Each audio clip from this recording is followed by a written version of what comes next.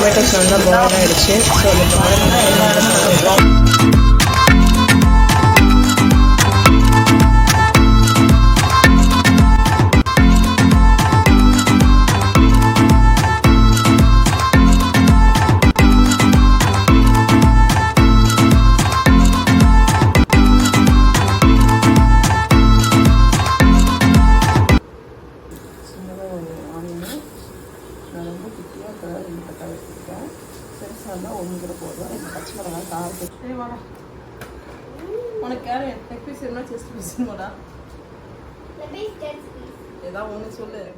Sophie kitchen. இன்றைக்கி என்ன சேர்க்குறோம் பார்த்தீங்கன்னா, சிக்கன் வந்து சேர்க்குறோம். ஃபஸ்ட்டு அந்த மந்திக்கு தேவையான மசாலாவை வந்து வறுத்துக்கலாம். ஒரு கடாய் வச்சுக்கோங்க. எண்ணெய் எதுவுமே ஊற்றோன்னா அது வந்து 1 ஸ்பூன் மிளகு. நான் இந்த ஸ்பூன் அளவுக்கு தான் எடுத்திருக்கேன். இங்கே பாருங்கள், சின்ன ஸ்பூன் தான். அதே அளவுக்கு வந்து என்ன பண்ணுறீங்கன்னா, சீரகம்,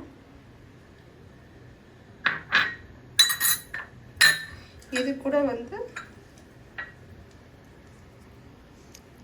பட்டை ஒரு 2 துண்டு போட்டுக்கோங்க.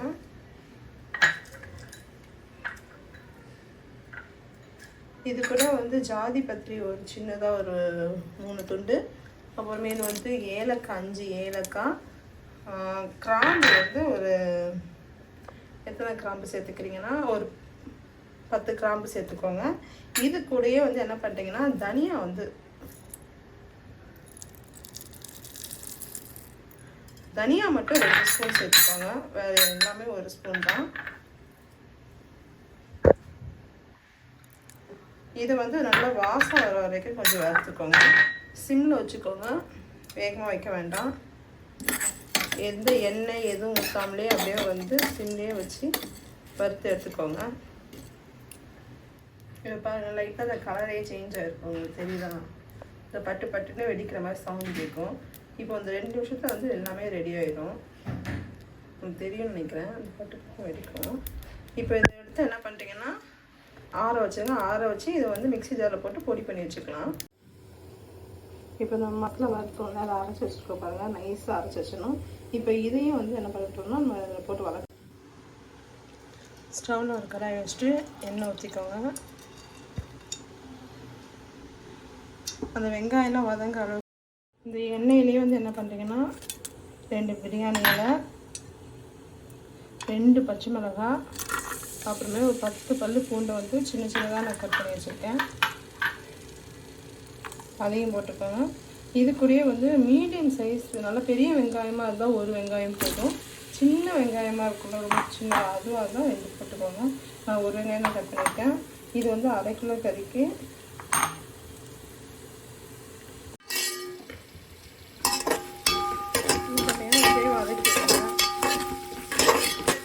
ரொம்ப வெங்காயம்லாம் வந்து பிரியாணிக்கு வதக்குற மாதிரி நல்லா ப்ரௌனாக வதக்கணும், பிளாக்காக வதக்கணும் அப்படிலாம் கிடையாது. நீங்கள் என்ன பண்ணீங்கன்னா, கொஞ்சம் இந்த பூண்டு, வெங்காயம், பச்சை மிளகாய்னா ஓரளவுக்கு இதுலேயே வந்து வேகணும். இப்போ வெங்காயம் நல்லா வதங்கிடுச்சு. அதில் நான் 1 ஸ்பூன் வந்து இஞ்சி பூண்டு பேஸ்ட் ஆட் பண்ணியிருக்கேன். அது கூடயே வந்து இப்போ நான் அரைச்சி வச்சுருக்கோம்ல மசாலா, அது 1 ஸ்பூன் போட்டுக்கோங்க. இந்த அளவுக்கு ஆனியன் வெந்தால் போதும், இதுக்கப்புறம் வேக வேணாம். இதை நல்லா வதக்கி வச்சுக்கலாம். இது ஸ்டவ்வில் வச்சு மீடியம் ஃப்ளேமில் வச்சுக்கோங்க. ஏன்னா இஞ்சி பூண்டு பேஸ்ட் போட்டுன்னு அரைச்சிக்கணும். அதுக்காக தான். இதில் மிளகாத்தூள், தக்காளி எதுவுமே நீங்கள் ஆட் பண்ண வேண்டாம்.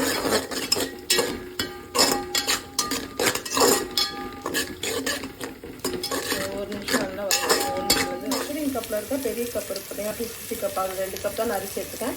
இப்போ அந்த 2 கப்பில் வந்து நான் 4 கப் தண்ணி எடுத்துக்கிறேன். நான் 1/2 கிலோ அரிசி எடுத்துருக்கேன். 1/2 கிலோ அரிசின்னா நீங்கள் என்ன பண்ணுறீங்கன்னா, 1 லிட்டர் தண்ணி ஊற்றுங்க. 2 கப் ஊற்றிட்டேன்.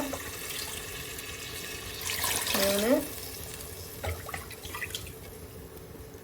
4 கப் தண்ணி ஊற்றிட்டேன். இப்போ இது கூடயே என்ன பண்ணுறீங்கன்னா, கொஞ்சமாக மஞ்சள் போட்டுக்கோங்க. ஏன்னா மஞ்சள் கலரில் இருக்கும்ல.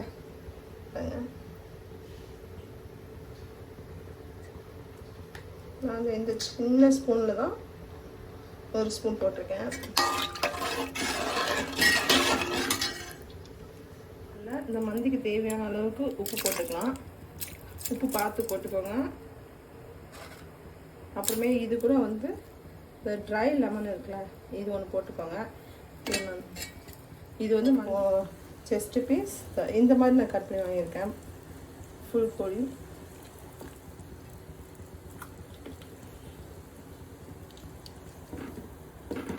நீங்கள் வந்து இது மாதிரி லெக் பீஸ் மாதிரி கூட யூஸ் பண்ணணும்னா யூஸ் பண்ணிக்கலாம்.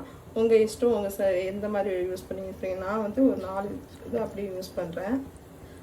இது வந்து ஒரு 10 நிமிஷம் வேக வைக்க போகிறோம் மூடி போட்டு. அது எப்படி வேக வைக்க போகிறோம் அப்படின்னு பார்த்தீங்கன்னா, இப்போ சிக்கன் உள்ளே போட்டுட்டோம். இது நம்ம உப்பும் போட்டாச்சு, எல்லாம் போட்டுச்சு. இப்போ மூடி போட்டுருங்க. மூடி போட்டுட்டு நல்லா கொதிச்சிருச்சு. 3 நிமிஷம் ஆயிடுச்சு. இப்போ நான் ஸ்டவ் பாருங்க சிம்மில் வச்சுட்டேன். இது அப்படியே வந்து இன்னும் ஒரு 7 நிமிஷம் வேகட்டும். ஏன்னா இந்த சிக்கன் வெந்ததுக்கப்புறம் தான் நம்ம தனியாக எடுத்து மசாலா போட்டு வறுப்போம். அதுக்காக வேகட்டும். பாருங்கள் 10 நிமிஷம் ஆயிடுச்சு. நல்லா வெந்துடுச்சு. இப்போ வந்து என்ன பண்ணலாம்னா, உள்ளே இருக்கிற அந்த சிக்கனை எடுத்துருவோம். அந்த மசாலாலாம் இல்லாமல் சிக்கனை மட்டுமே உள்ளேருந்து எடுப்போம்.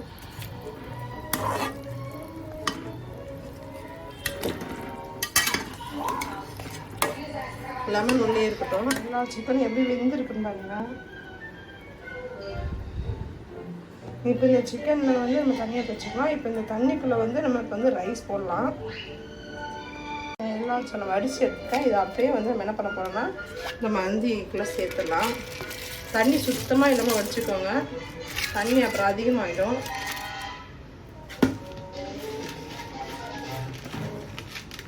ஸ்டவ் வந்து ஹை ஃப்ளேமில் இருக்கட்டும். இப்போ அதுதான். இப்போ அரிசியை போட்டாச்சு. அரிசியை போட்டுட்டு அப்படியே மூடி வச்சிடலாம். இன்னொரு விஷயம், இந்த டைமில் உங்களுக்கு உப்பு ஏதாவது கம்மியாக இருக்குது அப்படின்னா நீங்கள் போய் செக் பண்ணிக்கோங்க. செக் பண்ணிவிட்டு நீங்கள் 1 நிமிஷம் ஆயிடுச்சு.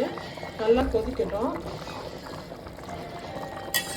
தெரியாதா? இப்போ தண்ணி வந்து அதிகமாகிட்டு ரைஸ் இப்போ பாருங்கள், ரைஸும் தண்ணி வெளியில் வச்சா. இப்போ ஸ்டவ்வை வந்து சிம் பண்ணிடலாம்.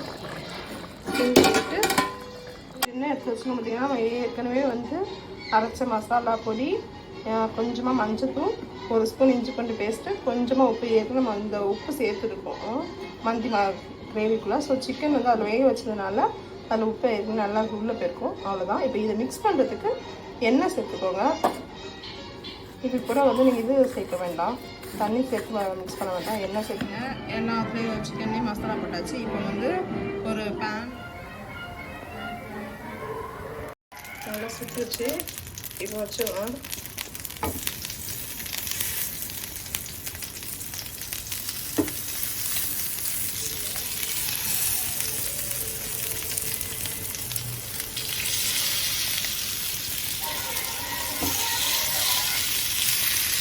எனக்கு 4 வைக்க முடிஞ்சிச்சு. மீதி மசாலா இருந்துச்சுன்னா அப்படியே மேலே போட்டு விட்டுருங்க. இது அப்படியே கொஞ்சம் நேரம் சிம்மில் இருந்து வேகட்டும்.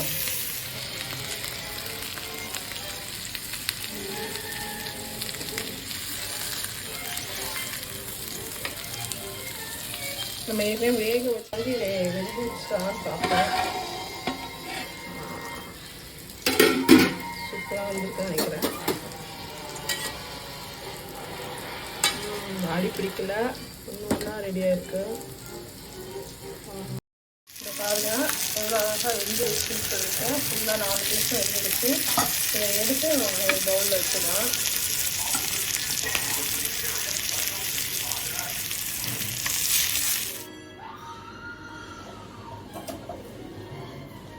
இப்போ பாருங்கள், ஒரு தறி வந்து நல்லா சுட்டு வச்சுருக்கேன்.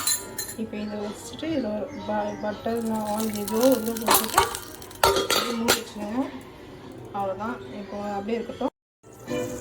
முந்திரி பாதாம் நல்லா வந்து நெய்யில் வறுத்து போட்டுக்கோங்க. அப்படியே ஒரு முந்திரி பாதாம் பிடிக்கும்னா வெறும் நெய்யை மட்டும் அப்படியே மேலே ஊற்றி விட்டுருங்க.